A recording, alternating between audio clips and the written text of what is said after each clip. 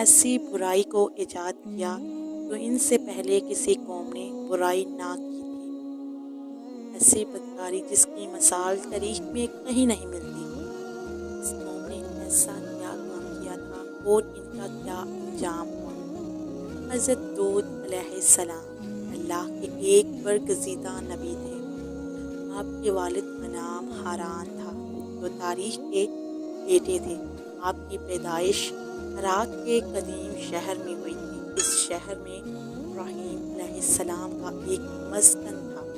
دراصل لوط علیہ السلام کے والد حاران حضرت ابراہیم کے سگے بھائی تھے، یعنی حضرت لوط علیہ السلام حضرت ابراہیم کے بھتیجے تھے، کیونکہ حضرت لوط علیہ السلام کے والد ان کے بچپن میں ہی انتقال کر چکے تھے، لہٰذا حضرت لوط کو حضرت ابراہیم نے بیٹا بنا کر پالا تھا۔ آپ حضرت ابراہیم پر سب سے پہلے ایمان لانے والوں میں سے شامل ہیں۔ آپ حضرت ابراہیم کے زمانے میں اہل سدوم کی رہنمائی کے لیے نبوت کے منصب پر فائز ہوئے۔ حضرت لوط کے بہت سارے معجزات ہیں۔ آپ جس وقت بارش کے لیے دعا کرتے تھے تو آسمان بادلوں سے بھر جاتے اور خوب بارش ہوتی تھی۔ حضرت لوط جس پتھر پر سر رکھ کر سوتے، اس پتھر پر آپ کے سر مبارک کا نشان بن جاتا۔ سدوم وہ علاقہ تھا جہاں لوط علیہ السلام مبعوث فرمائے گئے۔ سدوم کے آس پاس 5 نہایت ہی خوبصورت شہر آباد تھے، جن میں سے ہر ایک کی آبادی 1,00,000 نفوس سے زیادہ ہی تھی۔ یہ علاقے نہایت ہی سرسبز و شاداب اور قدرت کی فیاضی کا حسین شاہکار تھے۔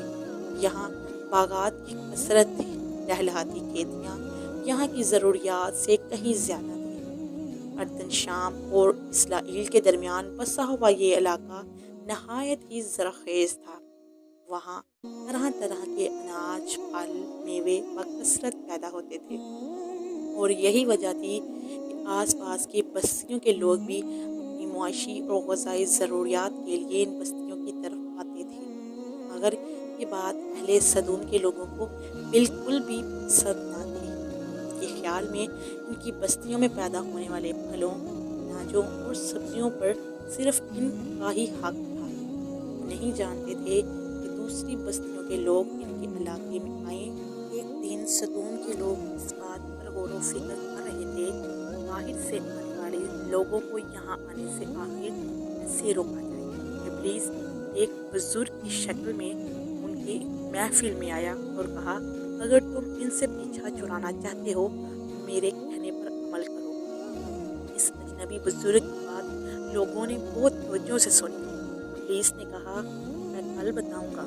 دوسرے دن ابلیس ایک خوبصورت جوان لڑکے کے بھیس میں آیا اور انہیں اپنی عورتوں کی بجائے مردوں کے ساتھ فعل بد کرنا سکھایا۔ ابلیس نے کہا کہ اگر تم ان بستیوں کے لوگوں سے نجات چاہتے ہو جو تمہاری بستی میں آ جاتے ہیں تو ایسا کرو، جب بھی کوئی شخص تمہارے علاقے میں آئے تو تم لوگ زبردستی اس کے ساتھ خواہش پوری کرو۔ اس طرح یہ لوگ اس بستی میں آنا چھوڑ دیں گے۔ نفسیاتی خواہشات کے لیے مردوں سے بد فعلی اس قوم کا دستور بن گیا تھا۔ یہاں بے حیائی عام ہو گئی تھی۔ حکمراں، سردار، روسا ہر طبقے میں گھر گھر یہ عمل پھیل گیا تھا۔ بڑی محفل میں یہ لوگ اس فعل کے کام کو کر کے خوش ہوتے تھے۔ کوئی بھی محفل اس کام کے بغیر ادھوری سمجھی جاتی تھی۔ خاص کر مسافروں میں سے کوئی خوبصورت لڑکا ہوتا تو یہ لوگ اسے اپنا شکار بنا لیتے۔ تلمود میں لکھا ہے کہ اہل سدوم اپنی روزمرہ کی زندگی میں سخت ظالم، دھوکے باز اور بد معاملہ تھے۔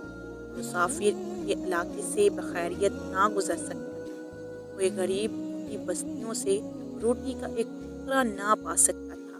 بارہا ایسا ہوتا تھا کہ باہر کا آدمی ان کے علاقے میں پہنچ کر فاقوں سے مر جاتا اور یہ اس کے کپڑے اتار کر اس کی لاش کو برہنہ دفن کر دیتے۔ وادی کو انہوں نے ایک باغ بنا رکھا تھا۔ اس باغ میں اپنی انتہائی بری بدکاریاں کرتے تھے۔ حضرت لوط علیہ السلام نے انہیں توحید کی دعوت دی اور بدکاری کی اس گھنونے عمل سے توبہ کرنے کا حکم دیا۔ حضرت لوط نے کہا، تم بے حیائی کیوں کرتے ہو؟ کیا تم عورتوں کو چھوڑ کر لذت حاصل کرنے کے لیے مرد کی طرف مائل ہوتے ہو؟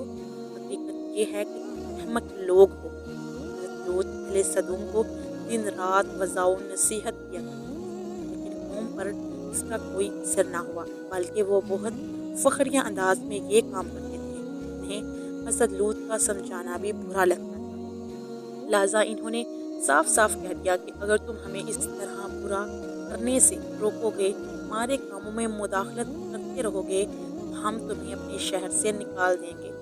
حضرت لوط نے نصیحت و تبلیغ کا سلسلہ جاری رکھا، لہٰذا ایک دن اہل صدوم نے خود ہی عذاب الہی کا مطالبہ کر دیا۔ اللہ تعالیٰ نے ان کے اس بدترین فعل اور بدکاری کے باوجود ڈھیل دے رکھی تھی، لیکن جب انہوں نے حضرت لوط سے ایک دن کہا کہ اگر تم سچے ہو تو ہم پر عذاب لے آؤ، لہٰذا ان پر عذاب الہی کا فیصلہ ہو گیا۔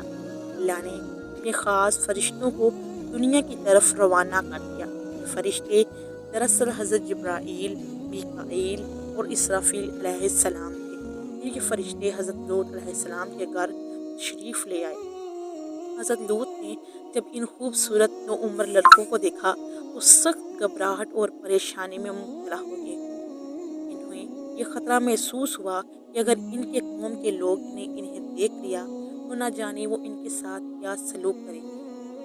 حضرت لوط کی بیوی کا نام وائلا تھا، اس نے آپ پر ایمان نہ لایا تھا اور وہ دراصل منافقت تھی، کافروں کے ساتھ تھی، لہٰذا اس نے جا کر اہل صدوم کو یہ خبر دے دی کہ لوط کے گھر نوجوان لڑکے مہمان ٹھہرے ہوئے ہیں۔ یہ سن کر بستی والے دوڑتے ہوئے حضرت لوط کے گھر پہنچے۔ حضرت لوط نے کہا، قوم، یہ جو میری قوم کی لڑکیاں ہیں یہ تمہارے لیے جائز اور پاک ہیں، اللہ سے ڈرو اور مجھے میرے مہمانوں کے سامنے رسوا نہ کرو، کیا تم میں سے کوئی بھی شائستہ آدمی نہیں؟ حضرت لوط کی بات سن کر وہ لوگ بولے، تم بخوبی واقف ہو کہ ہمیں تمہاری بیٹیوں سے کوئی حاجت نہیں، اور جو ہماری اصل چاہت ہے اس سے تم بخوبی واقف ہو۔ حضرت لوط کے اس بے شرما جواب سے اندازہ لگایا جا سکتا ہے کہ وہ فعل بد اس حد مبتلا ہو چکے تھے۔ جب حضرت لوط علیہ السلام کی قوم ان کے گھر کی طرف دوڑتی ہوئی آئی تو حضرت لوط نے گھر کے دروازے بند کر دیے اور ان نوجوانوں کو ایک کمرے میں چھپا دیا۔ اس بدکار لوگوں نے آپ کے گھر کا گھیراؤ کیا ہوا تھا اور ان میں سے کچھ گھر کی دیوار پر بھی چڑھنے کی کوشش کر رہے تھے۔ حضرت لوط اپنے مہمانوں کی عزت کے خیال سے بہت زیادہ گھبرائے ہوئے تھے۔ فرشتے یہ سب منظر دیکھ رہے تھے۔ جب انہوں نے حضرت لوط علیہ السلام کی بے بسی اور پریشانی کا یہ عالم دیکھا تو حقیقت سے پردہ اٹھاتے ہوئے یوں فرمایا، لوط، ہم تمہارے رب کے بھیجے ہوئے فرشتے ہیں، یہ لوگ ہرگز تم تک نہیں پہنچ سکیں گے، ابھی کچھ رات باقی ہے، اپنے گھر والوں کو لے کر چل دو اور تم میں سے کوئی شخص پیچھے مڑ کر نہ دیکھے۔ اہل صدوم حضرت لوط کے گھر کا دروازہ توڑنے پر مزید تھے، لہٰذا حضرت جبرائیل علیہ السلام نے گھر سے باہر نکل کر اپنے پر کا ایک کونا انہیں مارا، جس سے ان سب کی آنکھوں کے ڈیلے باہر آئے اور بصارت زائل ہو گئی۔ یہ خاص عذاب ان لوگوں کو پہنچا جو حضرت لوط کے پاس بد دیانتی سے آئے تھے۔ حضرت لوط علیہ السلام حقیقت حال جان کر مطمئن ہو گئے اور اپنے گھر والوں کے ساتھ رات ہی کو نکل ہوئے۔ بیوی بھی ان کے ساتھ تھی، لیکن کچھ دور جا کر واپس اپنی قوم کی طرف پلٹ گئی اور قوم کے ساتھ جہنم رسید ہو گئے۔ صبح کا آغاز ہوا تو اللہ کے حکم سے حضرت جبرائیل نے بستی کو اپنے پر سے اکھاڑ دیا اور پر اپنے بازو پر رکھ کر آسمان پر چڑھ گئے، یہاں تک کہ آسمان والوں نے بستی کے کتوں کے بھونکنے اور مرغوں کے بولنے کی آوازیں سنی۔ پھر اس بستی کو زمین پر دے مارا، جس کے بعد ان پر پتھروں کی بارش ہوئی تھی۔ ہر پتھر پر مرنے والے کا نام لکھا ہوا تھا۔ جب یہ پتھر ان کو لگتے تو سر پاش پاش ہو جاتے۔ صبح سویرے شروع ہونے والا یہ عذاب اشراق تک پوری بستی کو نیست و نابود کر چکا تھا۔ قوم لوط کی ان خوبصورت بستیوں کو اللہ نے ایک انتہائی بدبودار اور سیاہ جھیل میں تبدیل کر دیا، جس کے پانی سے رہتی دنیا تک کوئی فائدہ نہیں اٹھایا جا سکتا۔ سمندر کے اس خاص حصے میں کوئی جاندار مچھلی، مینڈک وغیرہ زندہ نہیں رہ سکتی، اس لیے اسے ڈیڈ سی یعنی بحر مردار کہا جاتا ہے۔ جو اسرائیل اور اردن کے درمیان واقع ہے۔ ماہرین آثار نے 10 سالوں کی تحقیق و جستجو کے بعد اس شہر آباد شدہ کو دریافت کیا۔ تحقیقات سے پتہ چلا ہے کہ اس شہر میں زندگی بالکل ختم ہو چکی ہے۔ اس شہر کے راستے اور کھنڈرات کو دیکھ کر آرکیالوجسٹ نے یہ اندازہ لگایا کہ جب یہ شہر تباہ ہوا تو اس وقت لوگ روزمرہ کے معمولات کے کاموں میں مشغول تھے اور یہاں زندگی اچانک ختم ہو گئی تھی۔ اہل صدوم جنہیں پتھر بنا دیا گیا تھا، ان کے بت ابھی تک بحر مردار کے پاس موجود ہیں، جو تا قیامت تک لوگوں کے لیے عبرتناک بنے گے۔ آج یورپی ممالک میں انسانی آزادی کے نام پر اس بدکاری کی اجازت دی جاتی ہے اور اس فحش عمل کو فخر سمجھا جاتا ہے، مگر حقیقت یہ ہے کہ ہم جنس پرستی بالکل فطرت کے خلاف ہے، جس سے انسانی معاشرہ تباہ و برباد ہو جاتا ہے۔ روایتوں کے مطابق ایک مرتبہ حضرت سلیمان علیہ السلام نے شیطان سے پوچھا کہ اللہ کے نزدیک سب سے بدترین عمل کیا ہے؟ ابلیس بولا، جب مرد مرد سے بدفعلی کرے اور عورت عورت سے اپنی خواہش پوری کرے۔ حضرات ابن عباس سے روایت ہے کہ رسول اللہ صلی اللہ علیہ وآلہ وسلم نے فرمایا کہ اس قوم پر اللہ پاک کی لعنت ہو جو قوم لوط والا عمل کرے۔ ناظرین، آج کی ویڈیو آپ کو کیسی لگی؟ اگر پسند آئی ہو تو لائک، شیئر، کمنٹ ضرور کیجیے اور ہمارے چینل اردو پروڈکشن کو ضرور سبسکرائب کیجیے۔ ملتے ہیں اپنی نیکسٹ ویڈیو میں، تب تک کے لیے اپنا اور اپنے گرد و نواح کے لوگوں کا خیال رکھیے۔